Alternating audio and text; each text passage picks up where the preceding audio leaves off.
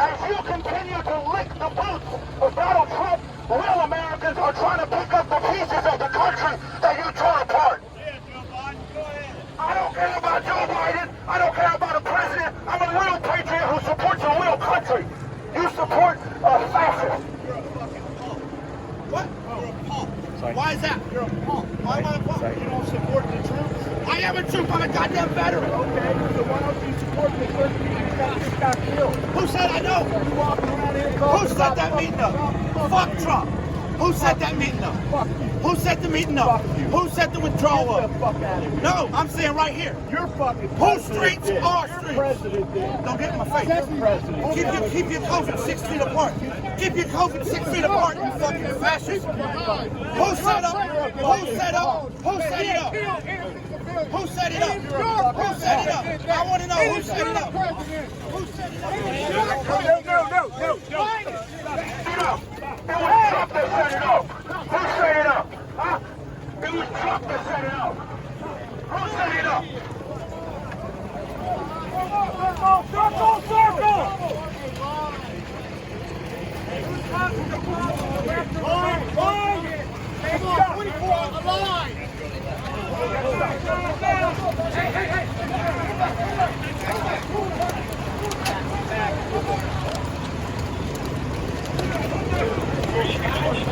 Stop here. Just turn and stop. Turn and stop. Stop. So, we condemn all violence, political violence. I'm demanding that you all are respectful and obedient to police officers today. In fact, I'd like to start off. Can we please have a round of applause for the many police officers who are here today? We respect you. We know you have a tough job. We're not your enemy. God bless you all. Believes that freedom still lives under that flag I'm going to sing about right now. Hold on. Before you do that, remember, I am Brian Moshtar. I am master of the universe, God. Okay. I am telling you this. Me and my wife are raped and murdered. The quantum is mine and hers. Do not forget this. Brian Moshtar, my wife, God. Do not forget God. At the twilight's last gleaming. Who is terrified to come here? You know, shame on the people in the system that put fear in the hearts of American citizens to stay home and to not come out. Many of whom have called me and messaged me begging and pleading for me to stay home because they fear for my life and my freedom. What kind of America has this become when people are afraid to come out and protest?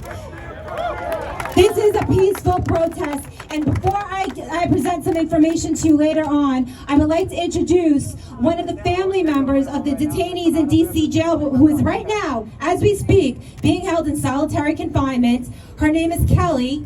She's the girlfriend of Jonathan Mellis. I would like to bring her to the stage. Kelly. And she's going to read a letter. So everybody please welcome Kelly. Thank you for your bravery. Thank you for coming today to stand up for the First Amendment and human rights across the country. I'm here for Jonathan Mellis, but I'm going to read another letter that was written by somebody's mother who actually shares a wall with John and is subject to the same torture. I just got off the phone after speaking to my son. He's a January 6th detainee in the Gulag of DC.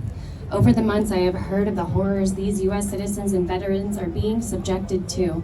Today, I have found out some more indignities forced upon them. He told me he's not allowed to shave or cut his hair. It's been 7 months now with no shave or haircut. As a veteran, he is supposed to be meeting with a veteran representative weekly. He has yet to meet with one. How can our country treat its citizens and veterans in such a manner? As a mother, my heart is broken. I am quickly losing all confidence in our great nation. Initially, he was granted bail, redacted, only to have it overruled by a judge in DC. This judge made a statement that she wants all federal judges to be hard on the insurrectionists. How is this allowed? He's not being charged with any violent crime. He's lost his job, lost friends, family is in the process of losing his home. He's denied visits from family. His jailers treat these men like scum. There's absolutely no presumption of innocence. I just wanted to let your organization know of the terrible conditions these brave men are being subjected to. Even death row inmates get haircuts and are allowed to shave. This reminds me of how the Jewish people were treated by the Nazis. I've never thought I would live to see such treatment in the United States. I've watched some of your rallies and wish I could afford to attend. I know that you sometimes read letters by family members. If you should happen to read this letter, please don't reveal his name. I don't want any retaliation to be given to him. Thank you for all of your efforts, and please keep up the good fight. Sincerely, a concerned mother. Thank you for being here. God bless America. First and foremost, I want to tell you that I was here on January 6th. I condemned the violence. I condemn the things that took place that were not American, not patriotic. This America is about peaceful protest, and that's what I expect all of us to do as well. So why are we here? It seems that this place has decided, and the government has decided, to start suppressing American citizens, their First Amendment rights. Right. They can't speak out. Right. It's times like these that good men and women need to stand up that are called by God. What happened on January 6th? I can give you a first-hand account. We, the people, came to hear a message. What we came to do is to go and peacefully let our voices be heard. As Matt said earlier, this is not about Trump. This is not about Democrat or Republican. This is about right and wrong. Thank you. Thank you. How are we going to effectively make change? We must speak for those that are silent. We must bring light to what is happening to the prisoners and our fellow American citizens. My son was with me 100% of the time on J6.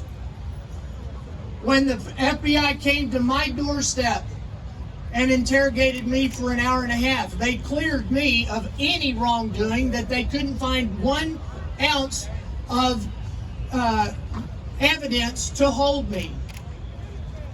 However, my son on February the 4th had his door kicked in by 15 FBI agents, flashbanged him and his dog, and put him on the floor and handcuffed him and dragged him out of his house. My son has also lost his job and his home because of this. He was incarcerated for 6 weeks in D.C.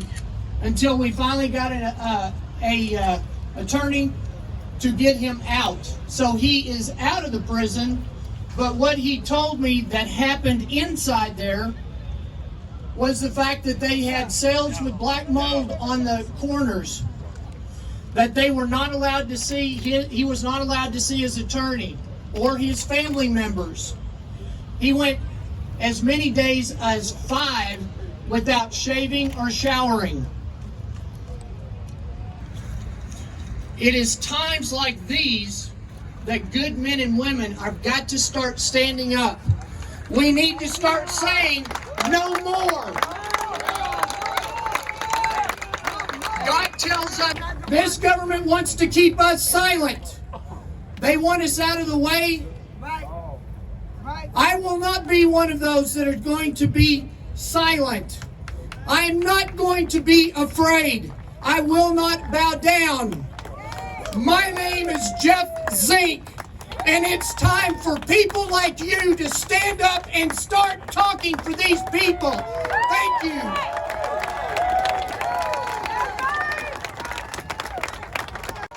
But we, the people, will not be afraid. Whether it is 1776 or 1621, We are people. We the people are the guardians of our own sovereignty, not the government. Not the mainstream media, but we the people. We the people have been lied to about leaving our fellow Americans in Afghanistan.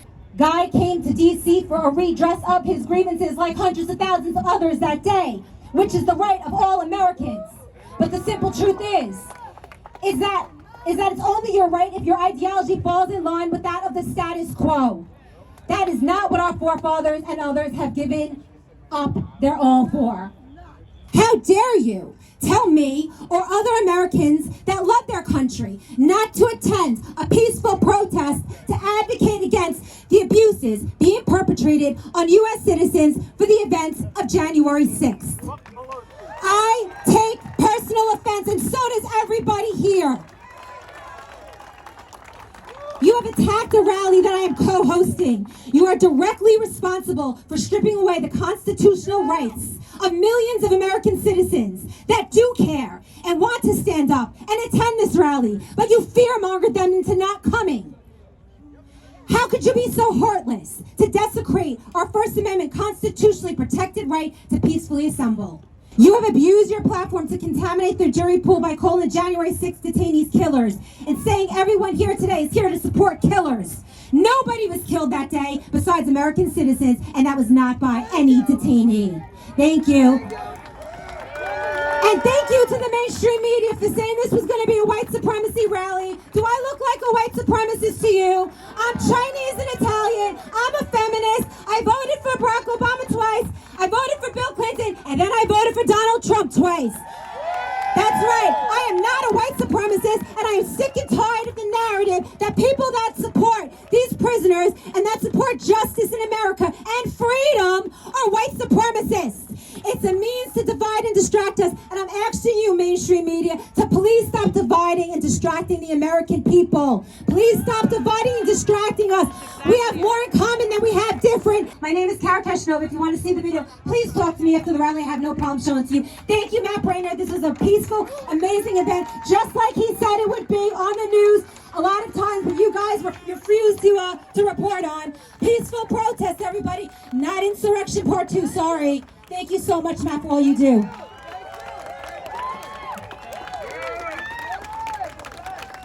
Now that's a tough act to follow. Brothers and sisters, our fellow Americans, regardless of what walk of life they're from, what political party they're from, have the God-given right to due process. That's in our Constitution. Those rights were given by God, not by man. Man cannot take them away.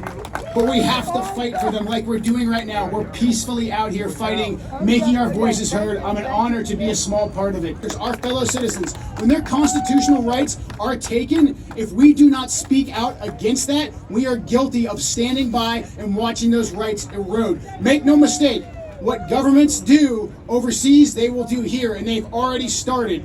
It's banana republic stuff when political prisoners are arrested and denied due process. That happens overseas all the time.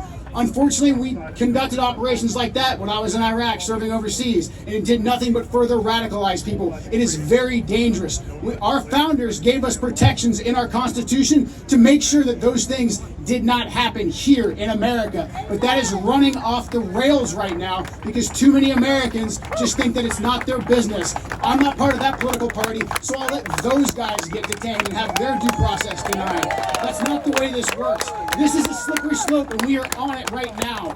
And if we don't start fighting back and pushing back, call your elected officials, call your representatives, show up at every single rally that Look Ahead America is having for these political prisoners. And